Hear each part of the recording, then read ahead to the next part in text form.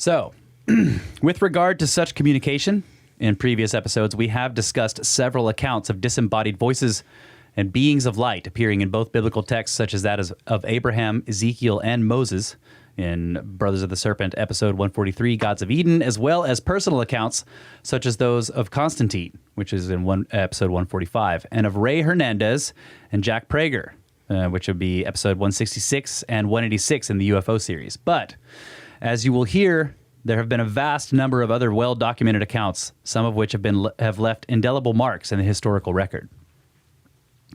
In 1425, a 13-year-old girl is in her father's garden in France, where her attention is drawn to a bright light off to her right in the direction of a nearby church that she faithfully attends. Suddenly, voices begin speaking to her, which seem to be emanating from the light. At the same time, she sees three indistinct figures within the light, which, as they are in the direction of the church, she does interpret as the saints Michael, Catherine, and Margaret. From that moment on, she remained in frequent communication with the voices which she claimed always guided and protected her. They eventually told her that she must take up arms to free France from British rule. She was first to go to Captain Robert de Baudricourt. How do you say this? Baudricourt. And convince him to provide her with escorts to the royal court, where she would request soldiers to fight along her side. Of course, Baudricourt scoffed at the request. However, the 16-year-old female somehow managed to gain the support of some of the French soldiers on her own, and then returned to Baudricourt and predicted that the French would be victorious in the Battle of Rouvray. You know how to say that one? No idea. This finally convinced him that she was acting under divine grace and provided her with 6 escorts to the royal court. The Maid of Orleans, as she referred to herself, was tested by the king, who had her questioned by theologians. She was able to convince them that she was truly acting on the orders from God. So the king gave her an army to do battle with the British, and battle she did, decimating the British armies and freeing numerous cities. In 1429, a peace treaty was signed, but the Maid of Orleans ignored the treaty and continued fighting until she was captured in 1430. While in prison, she was put on trial, where she remained defiant because the voices assured her that she would be freed, but she was not. She ultimately signed a confession that doomed her to execution. She stated that execution was preferable to be in prison for the rest of her life while being tormented by the voices that she felt had turned their backs on her, and she was burned at the stake in May 1431 at the age of 19. 489 years after her execution, she was canonized, and today we know her as Joan of Arc. So, what was the spiritual imperative for divine intervention in the war between the French and the British? Did these voices simply use Joan as a pawn and then deceive her? Yeah. You know, this is like, you see this so often with this kind of thing. It's like they start out giving good information and it works, and then they just completely betray you, and you get, you know, the predictions turn out to be bad, and you lose all your followers, or everybody gets killed. Right. This is the, I guess, the beginning of a pattern that we're going to start laying out. I feel like Graham Hancock tries to point this out with, he does this through his fiction, but about the war between the conquistadors and South America, you know, with, what's the guy's name, who thought he was speaking to the hummingbird, the spirit of battle. Is it Montezuma? I don't know. I'm trying to remember the story basically, and then Cortez believes he's talking to St. Peter. So both of these guys are communicating with spirits, which lead them into battle with each other. And previous to the encounter with Cortez, Montezuma had successfully, you know, carried out campaigns of battle based on the information from this spirit. But then he goes up against Cortez and gets his ass handed to him. But he's also talking to a spirit. Right. And it's like, is it the same one? Just playing these guys against each other? You know, appears to Cortez thinks it's St. Peter because he's a Christian or whatever. I don't know. I think Graham is trying to point that out through that fictional story. That idea that it's basically what you're saying is happening here with Joan of Arc. All right. John D. Yeah, this is probably my favorite part. Yeah? Yeah, I love this character. So as we see, otherworldly communication can be both enlightening and perilous. and no story illustrates that better than the illustrious Dr. John Dee. Much of the following information was obtained from the book John Dee and the Empire of Angels by Jason Louv. Born in 1527, John Dee was a British mathematician, astronomer, astrologer, teacher, cartographer, and alchemist. He was considered one of the most brilliant minds of his day and has even been equated intellectually to Stephen Hawking. He was the court astronomer and advisor to Elizabeth I and spent much of his time on alchemy, divination, and hermetic philosophy. Dee was also a spy for the royal crown, cryptically signing his correspondence 007, a code name borrowed and made famous nearly 400 years later by Ian Fleming. Shakespeare's magician character Prospero in The Tempest was based on Dee. In his book, Decoding Shakespeare, author Alan Green, who interestingly has also discussed his own personal otherworldly communications, has done an enormous amount of work uncovering evidence that Shakespeare relied on Dee to encode mind-bending secret ciphers into his writings, including mathematical principles that astonishingly did not even exist at the time. The mystery surrounding Shakespeare's worldly knowledge may also have relevance to this conversation, but is a topic for another day. John Dee amassed the largest library in England, containing nearly 4,000 books and manuscripts, investing over $1 million relative dollars of his own money in doing so. This is a feat later only surpassed by Janus.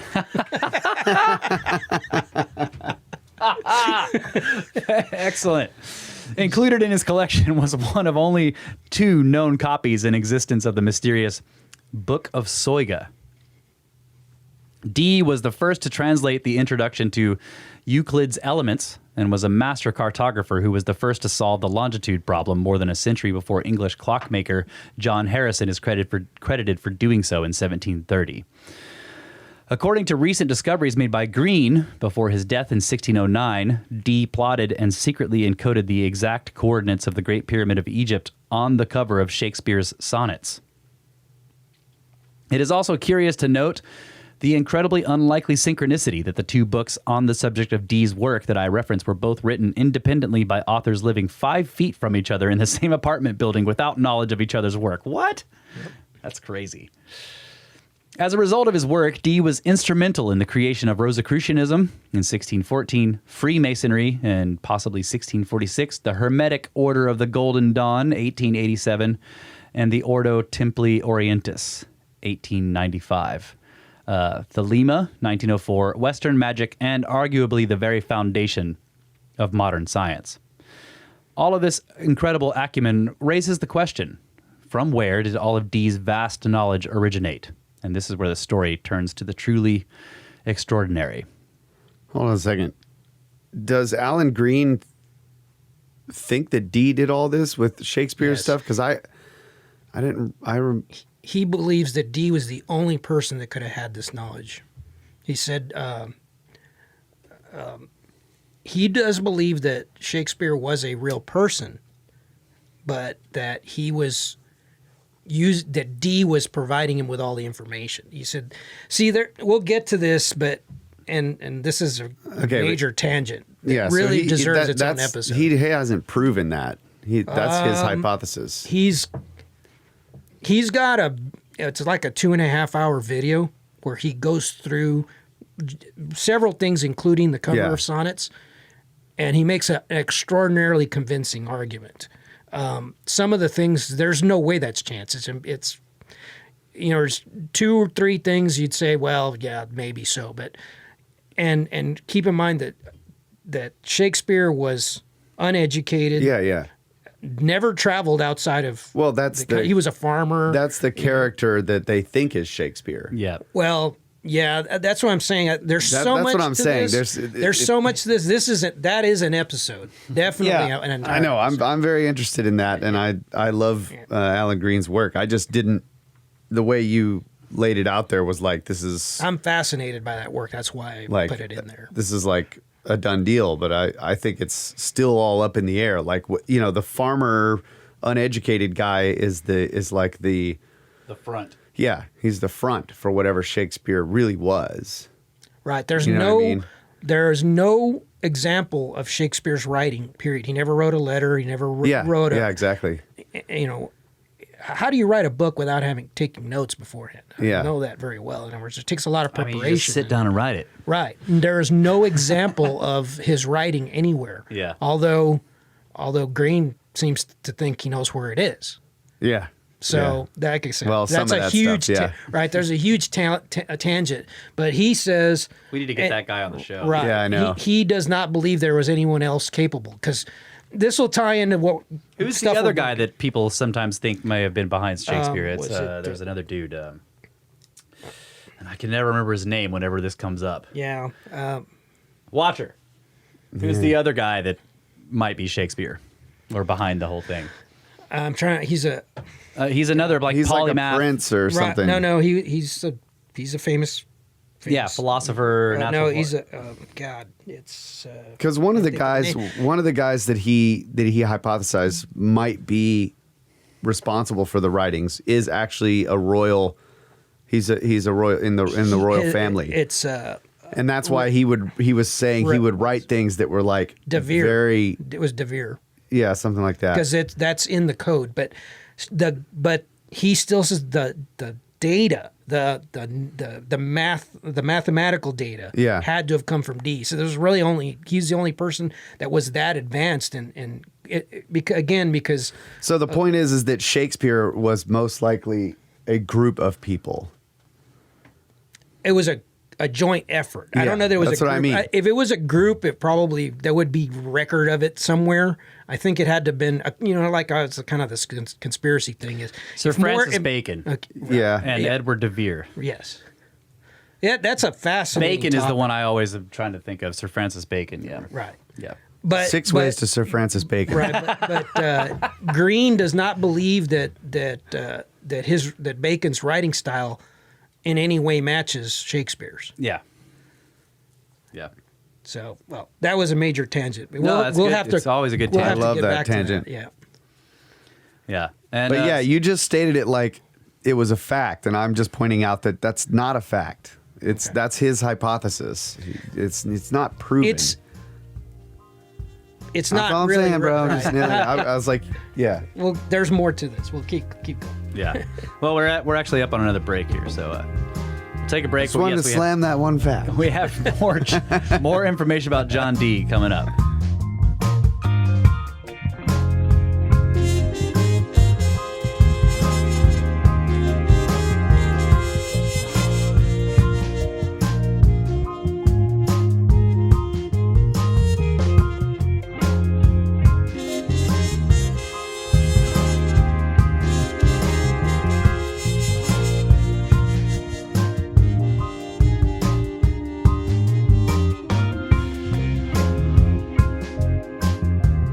And we are back, ladies and gentlemen, brothers of the Serpent podcast.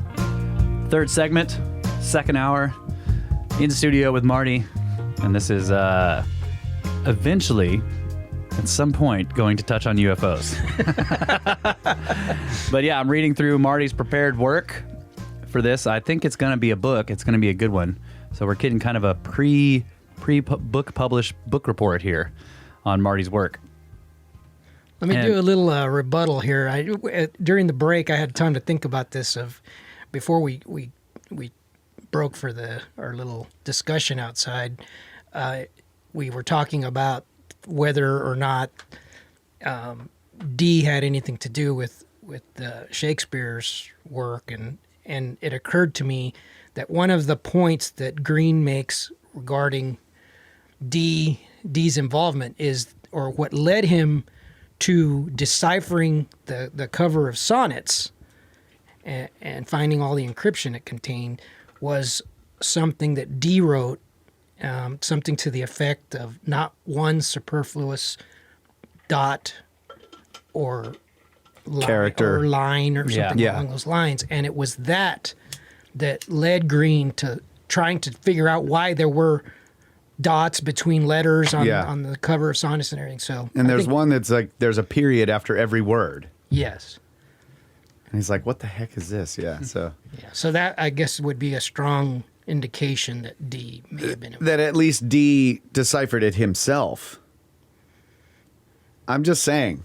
I'm gonna stand my ground here. There's no proof. No. I mean, there's no proof to much yeah. of what we could discuss, but there's evidence that Yes. suggests that It's very he had it, suggestive. right?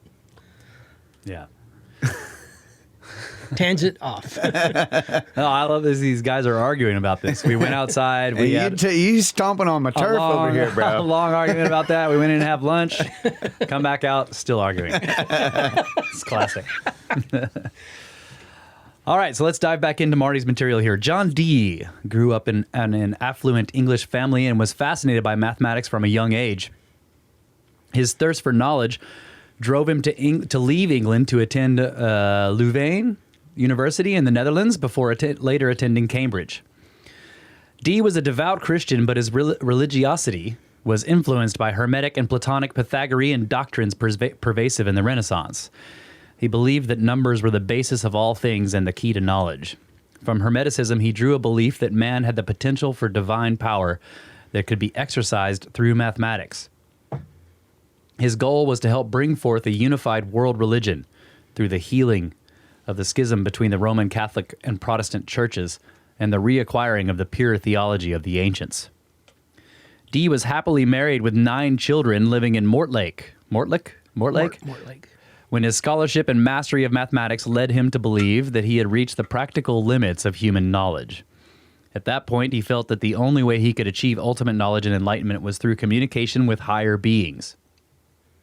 So, Dee began applying science and precise occult methodologies to develop a technology for achieving angelic communication.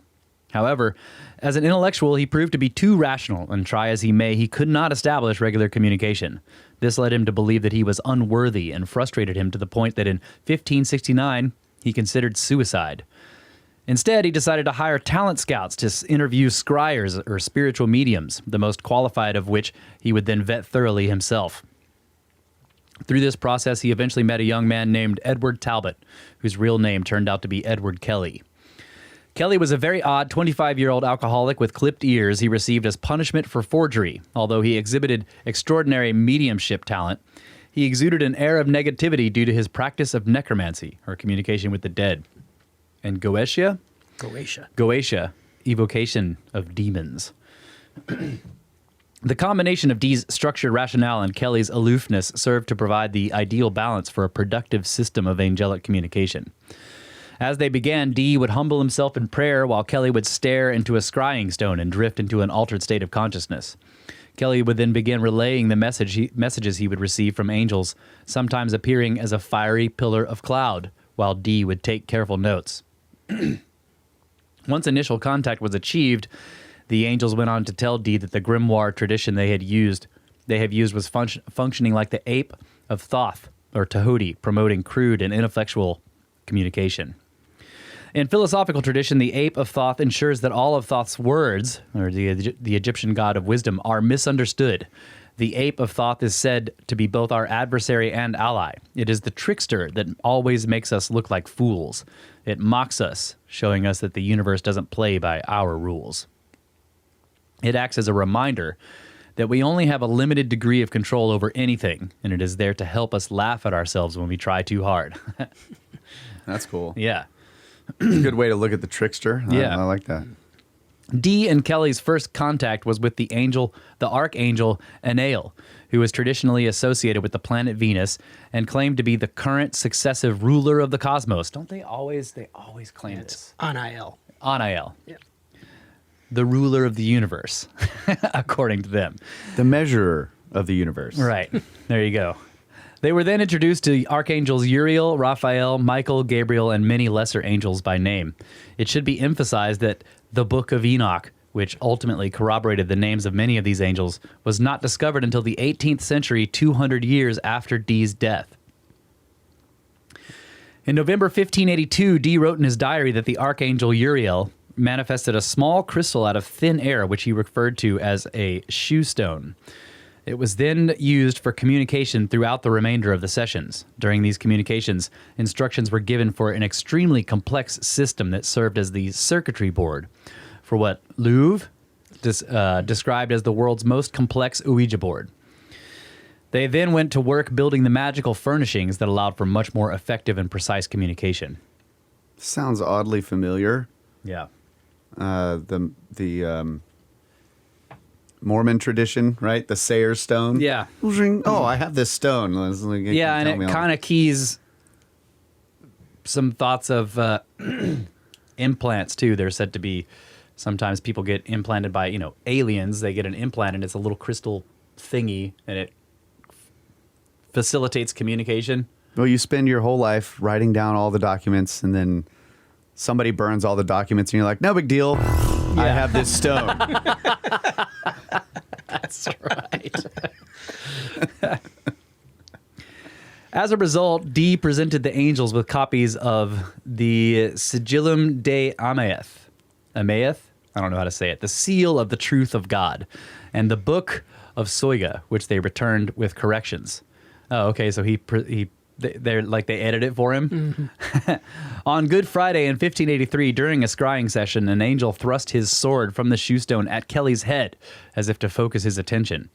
It then revealed to him the Liber Loegeth, written in fresh blood. These angels told him. The angels told him were the celestial tablets shown to Enoch during his visit to heaven, which contained the primal calls spoken by God to create the universe. Each tablet featured a 49 by 49 square grid filled with a script in a 21-letter unknown alphabet. These were to be used to open the gates of heaven, either to summon the angels to earth or to enter the celestial realm directly. And the angels explained that Dee was expected to continue where Enoch had failed. The following year, in 1584, Kelly received a second set of tablets known as the 48 Keys. These tablets contained similar grids, but this time in English. The angel then began a process of pointing at one letter at a time within the grid of the book of Logaeth. How do you say it? Logaeth. Logaeth, okay. Libri Logaeth. Libri Logaeth. Kelly would then relay to Dee the exact row and column of each letter. Dee would then reference the relevant grid in the keys and write down the letter he found in that square. Once the sequence was complete, Dee was instructed to rewrite the letters backward to reveal the true message. This feat has presented both believers and skeptics with a perplexing mystery, as there were 96 grids containing 49 rows and 49 columns each. For Kelly to have somehow deceived Dee, he would have had to have memorized the exact positions of 117,649 characters within the grids, create a complete functional language from scratch, and recite the entire thing backward to Dee without making a single error. Contained within the calls of the Liber Logaeth, it was a complex organizational system of angelic beings. These were dispersed among 30 aethers, which mapped the entire universe in the form of concentric rings, which expanded outward from 4 watchtowers, representing the elements: earth, air, fire, and water. The watchtowers were the domain of the archangels, while 3 angelic beings governed each of the 3 aethers, except for one that had 4 governors for reasons unknown. As presented to Dee, the entire universe, both visible and invisible, was depicted as teeming with intelligence. Okay, yeah, I like the point here about the deception would have been tough. But if the deception was not from Kelly, but from whatever he was communicating with. Correct. This is oddly similar to the way that sonnet was interpreted, like how they had to build the grid and he had to make a grid over it or whatever, and then he had to do something backwards or revolve it or That's really weird. Huh. Maybe Dee did do all that stuff. So Dee and Kelly performed scrying sessions for 2 to 4 hours per day for 7 years. At one point, they even complained to the angels about the expense they had incurred, maintaining their communication, and asked for the angel's assistance in finding buried treasure. They were fiercely reprimanded and reminded that they must not use any of the communications for personal gain. This is very similar to what was told to Ray Hernandez during his instruction to create the Free Foundation, discussed in episode 166. So now we reach a very important aspect of their communications. The aforementioned furnishings that they were instructed to assemble served as a banishing circle to preserve the purity of the information being conveyed.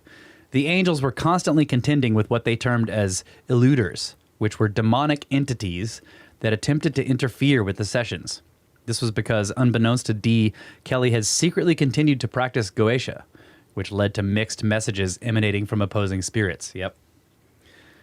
I thought of this too, and we're first reading this, and I'm like, okay, Kelly's already got lines of communication built up with who knows what. Correct. So Dee's in here like, I only want to communicate with the good guys, but he gets the bad guy. That becomes more and more apparent as they go along. Yeah. In one noteworthy example, a spirit appeared to them claiming that the angels with which they were in communication were evil angels, and that if they continued, they would be made laughingstocks, cast out and abandoned by their friends. The spirit instructed them to burn the blasphemous books, and then transformed itself into a pillar of crystal higher than a steeple that had then ascended into the clouds, leaving a little circle. While the underlying message from the angels was that they were here to execute the apocalypse as the result of mankind's transgressions, there was a passage known as the Horrible Doctrine, where Dee and Kelly were told that there was no spiritual savior and that sin did not exist. Their communications were also interspersed with them being shown horrifying images of death and destruction that would befall mankind, which is a notably familiar trope. Yep. And death and destruction will befall mankind, right? Mm-hmm. It's inevitable. Eventually, Dee and Kelly were told that to ensure the purity of the communications, they must completely destroy their sense of self. And in order to do so, they would need to swap wives. What? So strong was their conviction, not to mention that of their wives, with great apprehension, they agreed to do so. As if those mixed messages were not confounding enough, during a session on May 23rd, 1587, a goddess appeared to Dee and Kelly. Dee writes that her dress was, quote, like beaten gold. She hath on her forehead a cross crystalline. Her neck and breasts are bare unto under her dugs, which sounds very much like a Minoan snake goddess. Ah. Tony? Tony. And she says to them, I am the daughter of fortitude, and ravished every hour from her youth. For behold, I am understanding, and science dwelleth in me, and the heavens oppress me. They covet and desire me with infinite appetite. Few or none that are earthly have embraced me. For I am shadowed with the circle of the sun, and covered with the morning clouds. I come and dwell amongst you, and behold, I will bring forth children unto you, and they shall be the sons of comfort. I will open my garments and stand naked before you, that your love may be more inflamed toward me. Wow. This was as the goddess Inanna referred to in the Epic of Gilgamesh as Ishtar, and known to others as simply the Whore of Babylon. Refer back to episode 67 for an explanation of the epic, and allow me to make a brief tangent point out of some fascinating details that might hold relevance to this conversation. So, Inanna is an ancient Mesopotamian goddess of love, beauty, sex, war, justice, and political power. Sharing a connection with the archangel Anael, is that right? Anael. She is the personification of the planet Venus. In the epic, Inanna tries to seduce Gilgamesh, and she wields the bull of heaven to try and kill him. And at one point, she descends into the netherworld and is killed. Enki, the god of water, knowledge, mischief, and creation, creates two sexless figures named Galatura and Kurjara to rescue her, and then he resurrects her. Enki is also the god of the Abzu, the cosmic sea, which the Sumerians believed was the abode or origin of the demons where the dead reside. And then there's this interesting detail. In the Sumerians' king's list, Gilgamesh's father is identified as Lilu. In the prelude to the epic, Lilu is said to seduce women in their sleep, while Lilitu, a female demon, appeared to men in their erotic dreams. Two other demons also appear, Ardat Lili, who visits men by night, and Idlu Lili, who is her male counterpart and visits women by night, and both beget ghostly children from them. These later came to be associated in Judaism with Lilith, the night demon, that in addition to seducing men, stalks and kills children. She is often depicted with talons and was known in Christianity as the screech owl. So how many different things did we I know touch on? there's a right whole there? lot of symbols in that. Yeah. In that You set. got the 411 in there. Yeah. And The owls are not what they seem. We got the sex demons. What are they? The succubus incubus and succubus. incubus. Yeah. And note that the Whore of Babylon said that she was science. Yeah. I saw that. Yeah. So, the first appearance of Lilith in modern literature was in 1808 in Johann Wolfgang Goethe's Faust, where the demon Mephistopheles warns Faust of Lilith's devious nature, yet encourages Heinrich Faust to dance with her. As they dance, Faust says to Lilith, "A lovely dream I dreamt one day. I saw a green-leaved apple tree. 2 apples swayed upon a stem so tempting, I climbed up for them." To which Lilith responds, "Ever since the days of Eden, apples have been man's desire. How overjoyed I am to think, sir, apples grow too in my garden." Science. It is an amazing coincidence that it is widely believed that the character of Faust is loosely based on that of John Dee and his boundless desire for knowledge.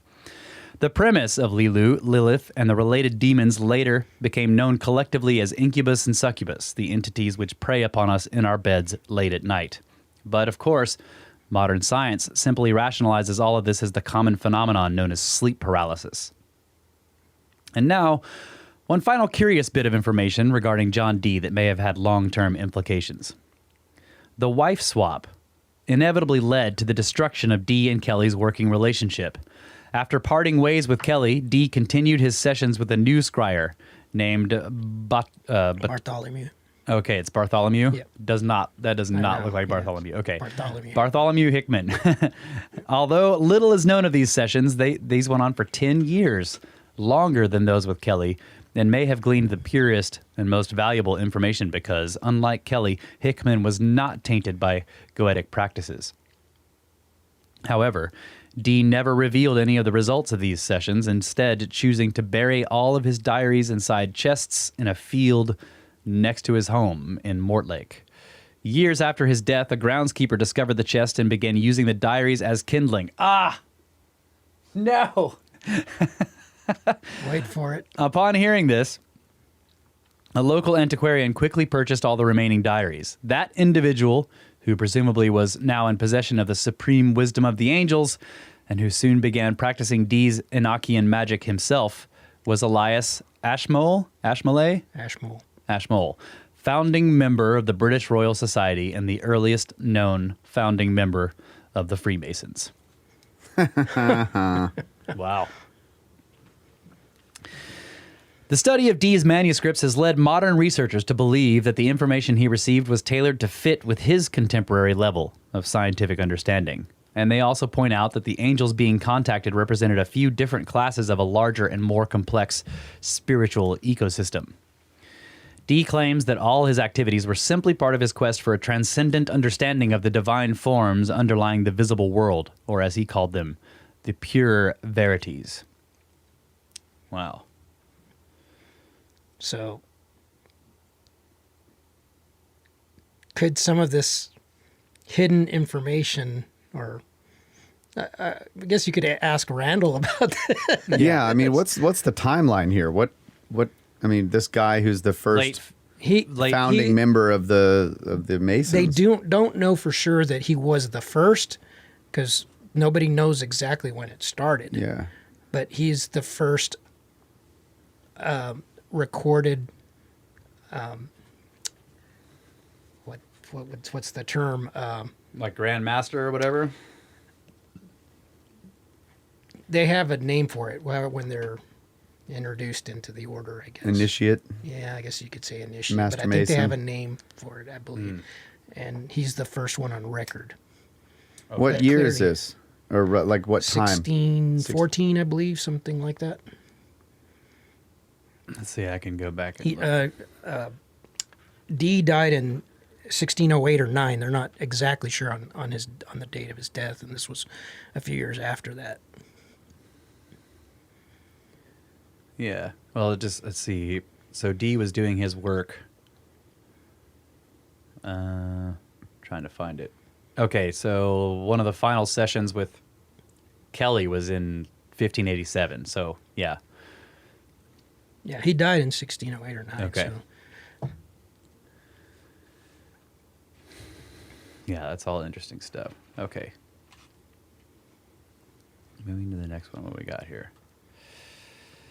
So, in the often mentioned Passport to Magonia, 1969, author Jacques Vallée references a book titled The Secret Commonwealth of Elves, Fauns, and Fairies. Yes, written by Reverend Kirk of Aberfoyle, who studied theology at St. Andrews with a professor's degree from Edinburgh. The book was published in 1691, not long after John Dee's passing, and describes some of these divine forms. With regard to these forms, Vallée points out, according to medieval occultists, all invisible beings can be divided into 4 classes. The angels, the gods of the ancients, the devils or demons, the fallen angels, the souls of the dead, and the elemental spirits, which correspond to Kirk's secret commonwealth. In the 4th group are the gnomes, who inhabit the earth and correspond to mine-haunting fairies, goblins, pixies, korrigans, leprechauns, and the domovoys of Russian legend, and the sylphs, who inhabit the air. Of this latter group, Reverend Kirk states in The Secret Commonwealth, we can summarize findings about elves and other aerial creatures in the following way. They have a nature that is intermediate between man and the angels. Physically, they have very light and fluid bodies, which are comparable to condensed clouds. They are particularly visible at dusk. They can appear and vanish at will. Intellectually, they are intelligent and curious. They have the power to carry away anything they like. Their chameleon-like bodies allow them to swim through the air with all their household. Their philosophical system is based on the following ideas. Nothing dies. All things evolve cyclically in such a way that at every cycle they are renewed and improved, and motion is the universal law. They are said to have a hierarchy of leaders, but they have no visible devotion to God and no religion. And they can be made to appear at will before us through magic. I remember that. That last bit is the most important part when you're thinking about how people are summoning or interacting with entities. Right. Yeah, That's it. like they seem to be, they're above us in the hierarchy, and yet somehow we can summon them. Right. They're interactive, Right. according to this. Yeah, and then they follow a set of rules somehow. Like they have these rules. There's a structure. Yeah. Yeah, so there's a weird, like you start to get this idea, like looking into some of the apocryphal texts, that there's a weird connection with like the angels or the demons or whatever, more powerful than humans, but there's an aspect to the human soul that's more powerful than them. And like they have to follow these set of rules. So there's this weird jealousy thing going on, or we're, they're after the human soul. They want it because it's powerful or something like that. And then at the same time, humans can control them and it makes them mad, but they have to do it. Like in the Solomonic stuff. Once you know their names. He's like making them do stuff like build the temple, and they're all mad about it. But they have to do it because he has control over them. Yep. Obviously I couldn't strange. include everything in this because it would have been prohibitively long, but there are discussions of the hierarchy. There are not, angels is sort of a placeholder. There's a variety of different types. Yeah. And they all have each have their own type of function, and that may have relevance to different types of phenomenon that are experienced. Yeah. Like in your analogy in the beginning of the drones, like if you're making drones and their job is to do a certain thing and they have to follow certain rules and they're designed to perform specific certain tasks. Right. Yeah. Really interesting, man. Yep.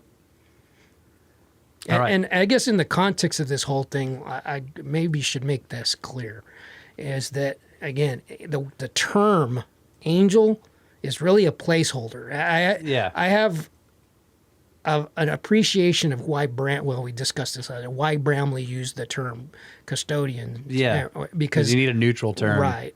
But it's really a placeholder for some form of unknown intelligence. Mm-hmm. Janitors. There's the weird connection with all the L words. Yep. Right? All their names ending in L, angel. I have a list of all elves. them. Yeah, all yeah. the documentation I prepared, I actually was able to find a very old book that has a list of all the names. All right. All right, let's read them all. do it for science. Let's not invoke anything. We'll make okay? a ring. We'll get one over here. For 7 years, I've performed the sessions. That's what I Now, thought show me where the pyramids are. Yeah. Give me the buried treasure. Okay. So the story of how Dee and Kelly received instructions from angels through the use of magic might be fascinating, but it is not entirely unique. In western New York in 1829, a young man placed a seeing stone in a hat upon which a small scroll appeared where characters of an unknown alphabet revealed themselves one character at a time with an English translation below. He would recite what he saw as scribes painstakingly wrote down every letter. This went on for hours with an average of 7 pages per day for a total of 531 pages written in 74 days. This young man was Joseph Smith, and the work came to be known as the Book of Mormon. As with Dee and Kelly, no reference material was used, so the entire manuscript would need to have been flawlessly memorized by Smith with shades of Shakespeare's ability to provide accurate... Uh-oh. Gotta sneeze. Ooh, Here we go. With the came really close there. Okay, where was I? The Mormons. It all goes back to Thanks. the Mormons. Okay, would need to provide accurate descriptions of geographical locations, historical battles, and international monetary systems, all for places he had never visited. Not to mention evidence that the Book of Mormon reflects unique stylistic changes that indicate that at least 5 different authors were involved. And as with Shakespeare, all of this was achieved by a farmer without a formal education. So we discussed scrolls being presented by angels to John in Revelations and to Ezekiel in episode 145, The Gods of Eden Part 4, and certain aspects of Joseph Smith's encounters were covered in episode 149, The Gods of Eden Part 7, and Mormonism in general was discussed in episodes 6 and 7 with Ethan, where Russ made the same observation related to the conduct of the UFO phenomenon I am attempting to expound upon now. But in reference to the Gods of Eden specifically, in my opinion, Bramley was either unaware or failed to recognize the potential significance of other curious details related to Smith's story. As stated in The Gods of Eden, this was not Smith's first encounter with a seemingly otherworldly intelligence. According to Smith's account, in 1820 he was kneeling in the woods praying when a force came over him that paralyzed him and would not allow him to speak.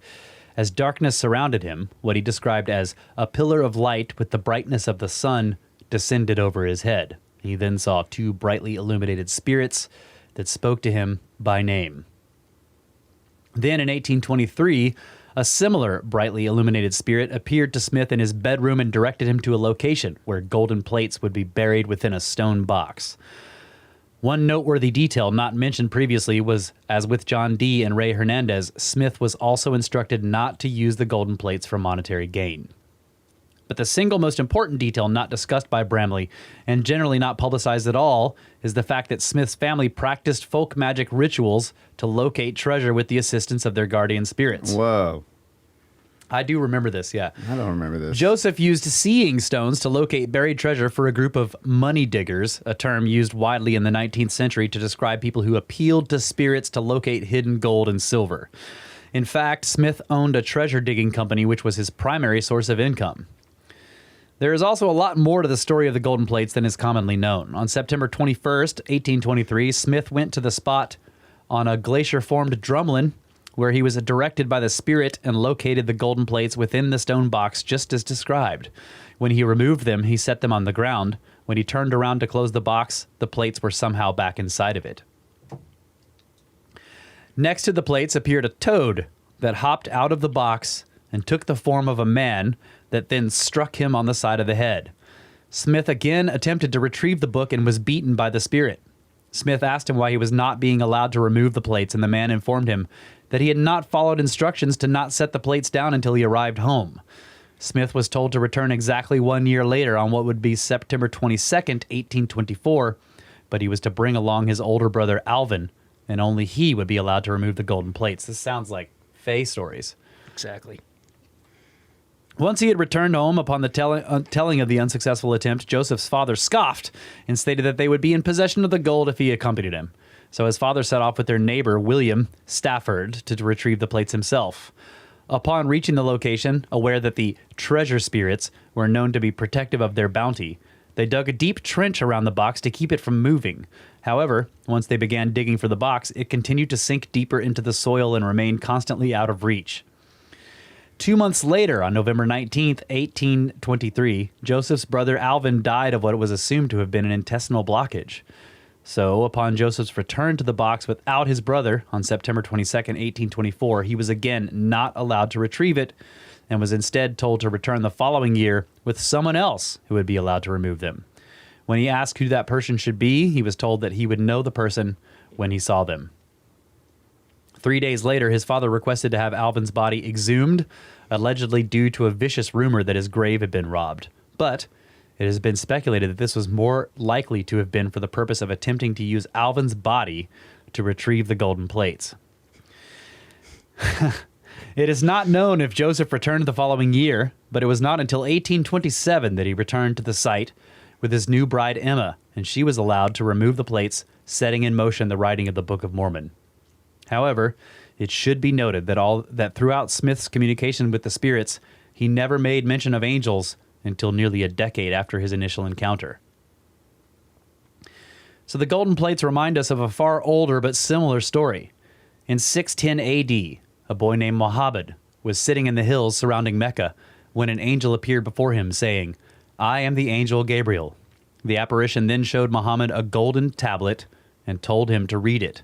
Muhammad responded that he was illiterate, but when Gabriel commanded him a second time, Muhammad found that he could indeed read. So began the series of angelic conversations that became the Quran. Joseph Smith, like Edward Kelly, Muhammad, and so many other individuals related to the phenomenon, was a flawed character. So there are always going to be questions regarding the authenticity of the stories he told. However, there is this interesting fact. In the Book of Moses, which Smith wrote in 1830, he makes references to only two names, that of Enoch and to Mehuja, a name that was completely unknown in the biblical record until it was found in portions of the Book of Enoch, discovered in the Dead Sea Scrolls in 1948, and which were not deciphered until 2019. Wow. Holy crap, that's crazy. Mehuja. Here we go. I see where we're going here. So Joseph Smith was far from the only controversial character from the 19th century who claimed to have received hidden wisdom from otherworldly forces. Helena Petrovna Blavatsky was a Russian philosopher and author who co-founded the Theosophical Society in 1875. Hey, we're up on time. Oh, yeah. Let's save this for the next totally segment. wrapped in. Yeah, okay. Awesome stuff. Yep. Yeah, I didn't know that. So those tablets were, or that name was just deciphered in 2019 out of the new finds from the Dead Sea Scrolls? Yeah, it was in the fragments that were found, the more recent fragments that were found in 1948. Not the ones that were found to be hoaxes, right? No. Even that would be weird. Yeah. Yeah. All right, cool. We'll Yeah. be right back.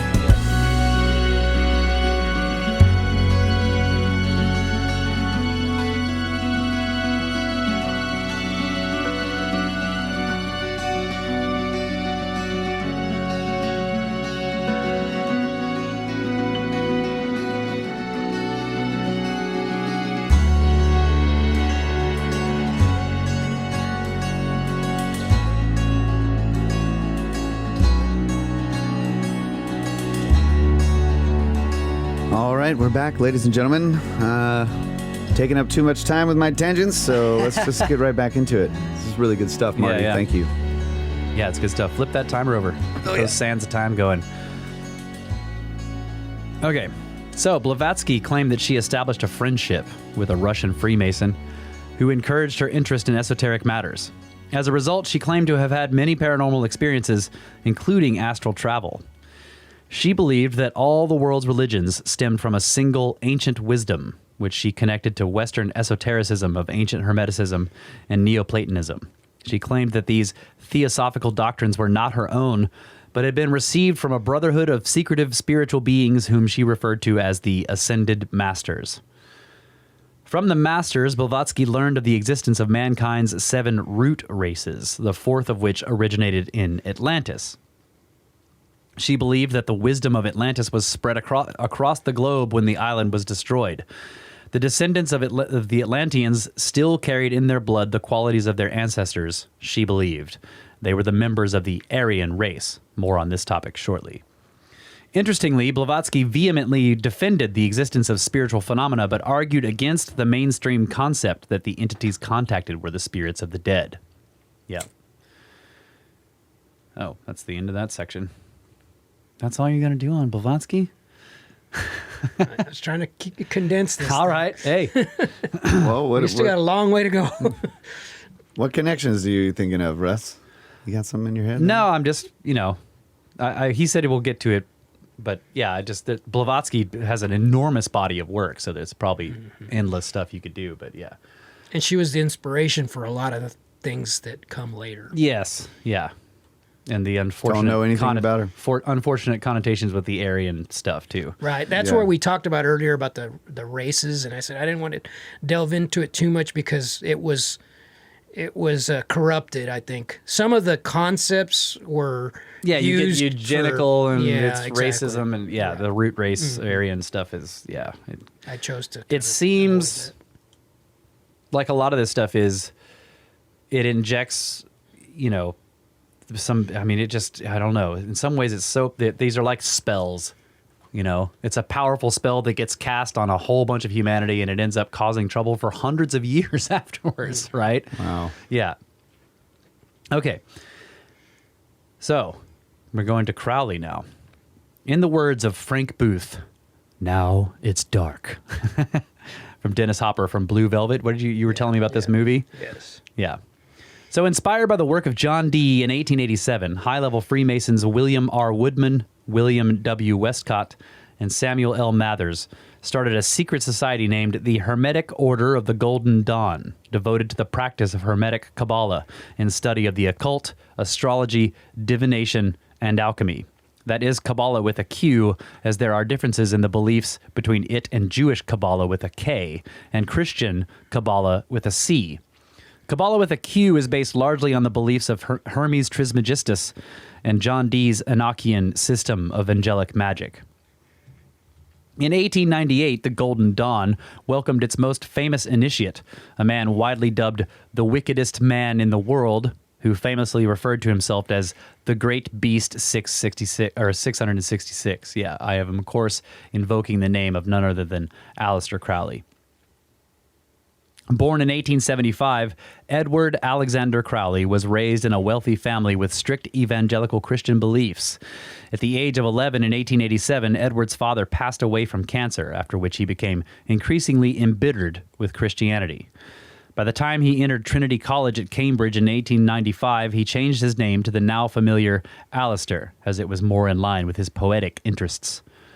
While at Cambridge, Crowley wrote poetry and began his preoccupation with alcohol, drugs, prostitutes, and same-sex partners. Finally, in 1898, he left Cambridge to pursue his obsession with alchemy and the occult, later that year joining the Golden Dawn Lodge in London. Over the next decade, while living off his considerable inheritance, Crowley started publishing his poetry as he rose through the lower ranks of the Golden Dawn. However, all the while he was heavily criticized by fellow initiates for his sex, drugs, and alcohol abuses. Crowley's insatiable thirst for the occult drove him to perform what is known as an Abramelin operation. Is that how you say that? You don't know? Marty's just shaking his head at me here. No help here, buddy. You wrote this. Come on. Abramelin operation, which entails a 6-month process of intense fasting, self-torture, and rigorous ceremonial rituals to invoke one's guardian angel. If successful, the initiate may ask their guardian angel to do anything or answer any questions. However, the ritual is heavily discouraged by occultists as they believe that if it is not carried out properly, demonic spirits may possess the space and or the person conducting the ritual. Therefore, it is widely considered one of the most dangerous rituals known in magic. But this warning did not dissuade Crowley, who became tired of the long process, eventually giving in before the ritual was complete. Because of this, Crowley was accused of performing black magic rituals and was refused promotion to the Second Order of the Golden Dawn and was eventually ostracized in 1899. But this was far from the end of Crowley's occult pursuits. In the years following, he traveled to Mexico, India, and France to further his studies while he continued to self-publish his poetry.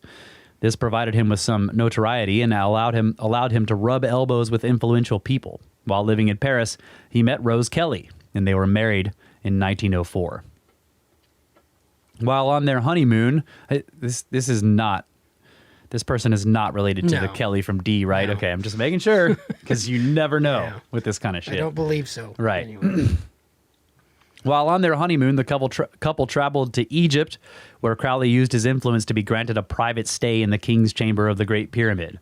While there, he performed a bornless ritual, again to invoke his guardian angel. While performing the ritual, Rose fell into a trance and said to Crowley in a strange voice, "They are waiting for you." When asked who, Rose, who knew nothing of Egyptian deities, replied that the message was from the god Horus. Crowley took offense to this, in disbelief that Horus would choose to speak to Rose instead of him directly. So, Crowley challenged her with a series of 12 difficult questions which he did not believe she would be capable of answering correctly, although to his surprise, she did. The next day, he took her to the Bolak Museum to see if she could identify the spirit who spoke to her. She walked around the museum until pointing to a character depicted on the Stele of Revealing. The character it depicted was in fact Horus, and the stele was Exhibit 666, of course. The message from Horus served as a harbinger of the encounter to follow when Crowley was finally able to make contact with his guardian angel, Aiwass. In his book, The Equinox of the Gods, Crowley describes the encounter, stating, "The voice of Aiwass came apparently from over my left shoulder, from the furthest corner of the room. Oh, yes, I remember this. It seemed to echo itself in my physical heart in a very strange manner, hard to describe.